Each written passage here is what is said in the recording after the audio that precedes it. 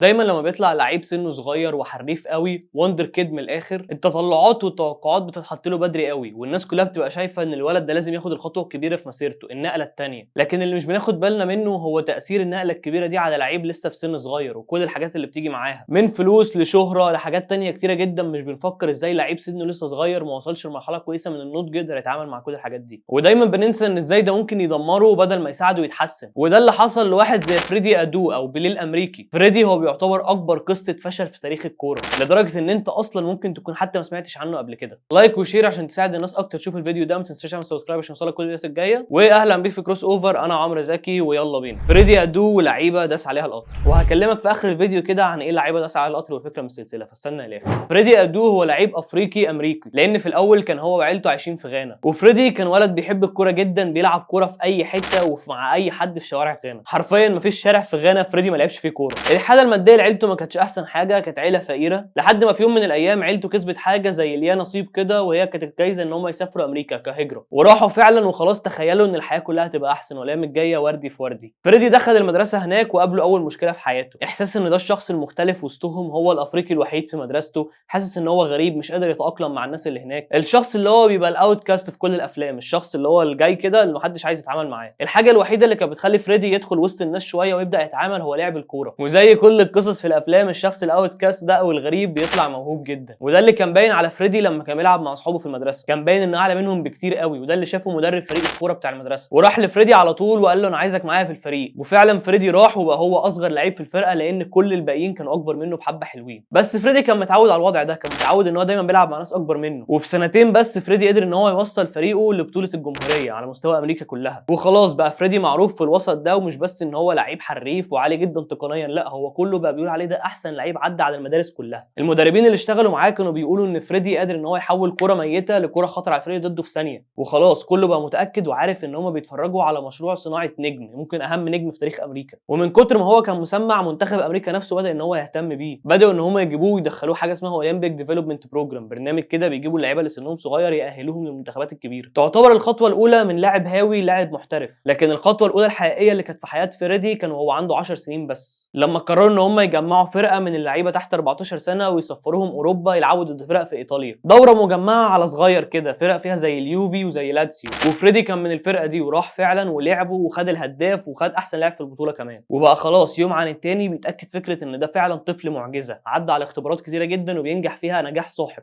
والناس بقت متاكده ان في شخص خلاص في امريكا هيكسر الصوره النمطيه بتاعت لعيبه امريكا ما بيعرفوش يلعبوا كوره، وده حتى اللي خلى انديه اوروبا تبدا ان هي تبص عليه، عايزين نشوف مين اللعيب اللي مكسر الدنيا في امريكا ده. فانديه كتيره جدا بدات تخش السباق ان هي عايزه اللعيب ده يجي عندهم الاكاديميه. انتر ميلان كان هو الفريق اللي متصدر السباق ده، لحد ما مامة فريدي قررت ان هي ترفض العرض، قالت لا انا مش عايزه ابيع ابني. الست خدت الموضوع شخصي شويه، بس فريدي كان ابن مطيع وسمع كلام الحاجه وقرر ان هو يقعد في امريكا، ما عنديش مشكله. وبدا فريدي يتدرج في الفئات العمريه المختلفه لحد ما لعب مع منتخب امريكا في كاس عالم تحت 17 سنه في 2003. عمل اداء كبير جدا، قدر ان هو يلعب 4 ماتشات سجل فيهم 4 تجوان، فعجب المسؤولين جدا وقرروا في نفس السنه في 2003 ان هم ياخدوه مع المنتخب اللي رايح كاس عالم تحت 20 سنه. لكن فريدي ما قدرش ان هو يبان بشكل كويس قوي في البطوله دي، ودي كانت اول مشكله بانت عند فريدي، لان رغم مهارته اللي كانت بتبان في لمحات لما كان بينزل او بيشارك، لكن كان عنده مشكله وهو غياب الوعي التكتيكي. فريدي كان لسه سنه صغير وسط ناس كلهم اكبر منه على الاقل ب5 سنين، ففريدي ما كانش مدرك لما ينزل ويطلب منه تحركات تكتيكيه بقى ويروح ينزل يقفل الحته دي وبتاع. فريدي ما كانش فاهم ده خالص، من الاخر ما كانش مدرك المطلوب منه في الملعب. واول ما فريدي تم 14 سنه قرر ان هو ياخد الخطوه الكبيره ويشق طريقه في دوري المحترفين الامريكي الام ال اس. ودخول الام ال اس ما كانش حاجه سهله، كان في حاجه اسمها ام ال اس درافت، ويا اما تخش او تكمل لعيب هاوي طول عمرك،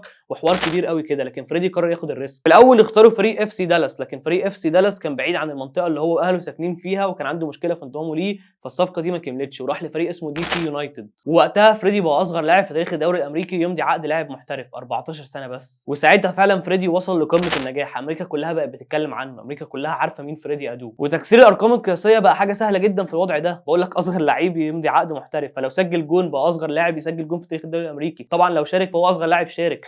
كل دي ارقام قياسيه فريدي كسرها، ورغم ان وجوده في الفرقه كان ساعات بيواجه شويه صعوبه بينه وبين ناس كتيره جدا ما كانتش متقبله فكره 14 سنه ويلعب مع لعيبه كبار ومحترف. كان اكتر الكلام اللي بيطلع على فريدي ده لسه صغير، ده مش جاهز، ده مش فاهم الملعب، لسه حاجات كتيره قوي متاخره عليه. لكن ده ما فرقش مع فريدي، وفعلا فرق مع الفرقه جدا، لان فريدي دخل احسن فريق في الموسم مرتين، وفي تاني موسم ليه اترشح لاحسن لاعب ناشئ في العالم كله، الجائزه بتقدمها الفيفا، وساعتها اللي غلبه فيها وين روني هو اللي خد مركز اول وفريدي كان مركز تاني. وجاب الدوري لدي سي يونايتد بعد 5 سنين الفرقه ما بتكسبش فيها اي بطوله، وكمان لعب تاني كاس عالم تحت 20 سنه ليه مع المنتخب، والمره دي كان هو الكابتن وعمل اداء كويس جدا. وساعتها منتخب غانا قال لك اما اجرب فرصتي، راحوا مكلمينه وقالوا له احنا عايزينك تيجي للمنتخب الاول على طول، لكن فريدي رفض، كان حلم حياته يلعب لمنتخب امريكا الاول. وفي وسط كل ده كمان جاله ان هو يروح يعمل فتره معايشه في مانشستر يونايتد بناء على طلب السير اليكس فيرجسون نفسه.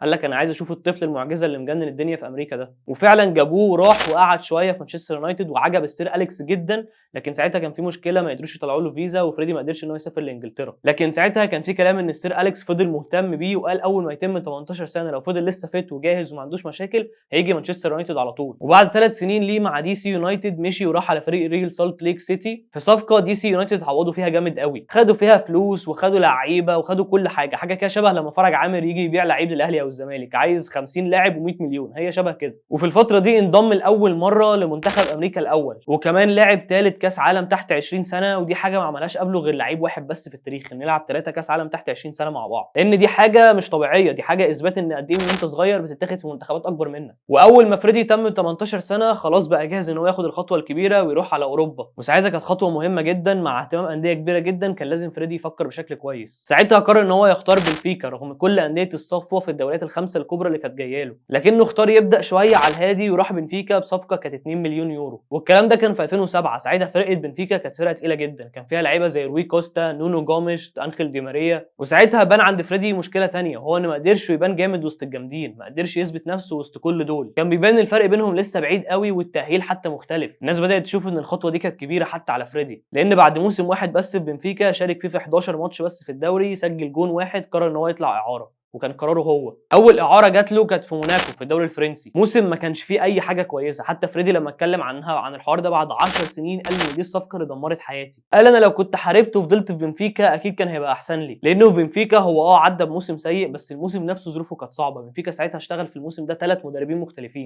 وبنفيكا خلص الموسم الرابع، الفرقه كلها ما كانتش شايفه. وفريدي كمان على كلامه حط نفسه في مقارنه هو ودي ماريا، قال انا الموسم ده عملت موسم احسن من دي ماريا، لكن دي ماريا قرر ان هو يحارب ويكمل ووصل للي هو وصل له، وانا رحت حته ثانيه خالص. ومن اعاره فاشله لاعاره ثانيه لاعاره ثالثه لاعاره رابعه، وكلهم في دوريات مختلفه، من فرنسا للبرتغال لليونان لتركيا، فحتى قرارات غريبه ومش مفهومه، لكن الحاجه المشتركه بينهم كلهم ان فريدي فشل فيهم كلهم. وساعتها الناس بدات تتاكد ان فريدي ده ما يستاهلش الضجه المعموله عليه. يعني مثلا بتاعه الدوري البرتغالي دي بدايتها كانت حلوه، لكن حصل تغيير اداري في الفرقه في ديسمبر، مدرب جديد وصل، اول ما وصل قال لك انا مش عايز فريدي، راح مرجعه تاني على بنفيكا. وبتاعه اليونان دي برده كانت المفروض سنه ونص، لكنه قعد فيها 6 شهور بس. والدوري التركي كانت الدرجه الثانيه، دي كانت الفرصه الاخيره ليه ان هو يحاول يثبت نفسه، لكن فشل برده فيها. والقصه الخياليه بتاعه الشخص الاوتكاست اللي بقى نجم نجوم العالم بدات ان هي تبوظ، لان كلنا عارفين لما تروح دوريات مختلفه بعيدا عن الدوريات الخمسه الكبرى وتفشل فيها، فده بيقضي على فرصتك تروح اي حاجه في الدوريات الخمسه الكبرى تاني. وفريدي كان عارف ده وحاول ان هو يرجع مسيرته، لكن ولا مره كانت بتظبط معاه، لحد ما بنفيكا في الاخر جابوا اخرهم وزهقوا منه،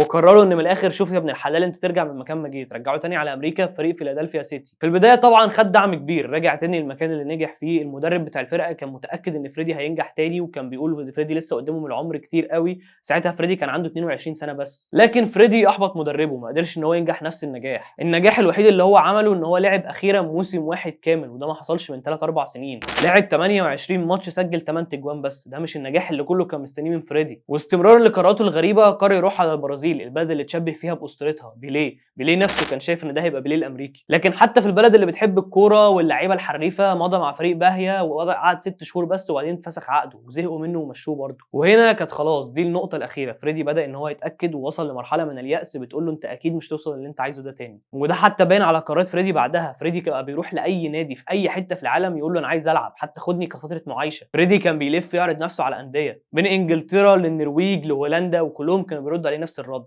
مش عاجبنا، مش منبهرين كفايه. حته الانبهار اللي كانت بتيجي للناس لما تشوف فريدي زمان انتهت، محدش بقى بينبهر بيه، لحد ما في نادي في الدوري الصربي، واتحداك اصلا ان كنت تعرف نادي واحد في الدوري الصربي، قال لفريدي تعالى انا عايزك معايا. مع ذلك فريدي لما راح دوري محدش يعرفه ومحدش يعرف انديته برضه فشل. وقتها بدات اشاعات تطلع وكلام صحافه ان ليه فريدي فشل في الكوره، وده بدا ان هو يرجع لفكره ان هو بتاع حفلات وفريدي كان بيسهر كتير وبتاع. ومن كتر ما فريدي بدا يفقد التركيز في الكوره بدا يبص على الكلام ده، وقرر ان هو يطلع ويرد وينفي الكلام ده على تويتر ويقول انا كنت مركز جدا في التدريب، رغم ان هو قدام بعد كذا سنه لما اتكلم عن مسيرته قال انا عمري ما اديت التدريب اهتمام 100%، بس يعني تمام. وفي سن ال 28 سنه فريدي كان وصل لمرحله نفسيه سيئه جدا، على حد تعبيره كان بيقول انا حسيت ان العمر جري بيا، انا غمضت عيني فتحتها لقيت 10 سنين جريوا من وقت 18 سنه ل 28، اللحظه اللي خرج فيها من امريكا للحظه اللي مش لاقي فيها نادي. فريدي ادو بقاله سنتين مش لاقي نادي يلعب فيه وشبه معتزل. وفريدي هو لعيب خد كل حاجه في الكوره بدري قوي، مشاركات دوليه حققها بدري، انجازات حققها بدري، القاب فرديه حققها بدري، حتى الفلوس وعقود الرعايه. فريدي كان ماضي مع نايكي وعنده 16 سنه بس، يعني مليونير. فريدي لما اتكلم عن مسيرته قال انا كل اللي كنت بحلم بيه ان انا العب كوره بس وابقى مبسوط،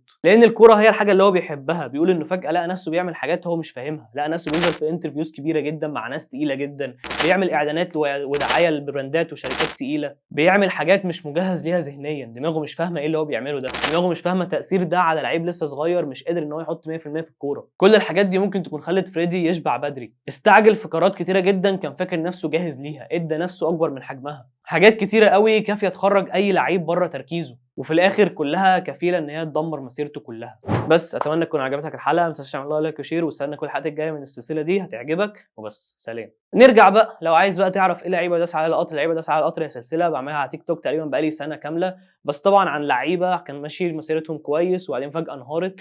الحوار كله كان دقيقه دقيقه ونص، لكن دايما كنت باخد بالي ان في لعيبه هي عايزه كلام اكتر من كده. دقيقه دقيقه ونص مش كافيه ان احنا نتكلم في تفاصيل زي دي، يعني انا متاكد ان ده بالنسبه لنا على الاقل ده امتع بكتير. مش شرط تلاقي لعيبه كلهم نفس فكره فريدي ادو اللي هو وهو صغير كان جامد وبعدين الدنيا انهارت، لا، في لعيبه بتفضل جامده لحد سن معين ويحصل حاجه معينه تقضي عليهم، قطر يجي يدوسهم. فبس يهمني جدا اسمع رايك تحت، بس كده، سلام.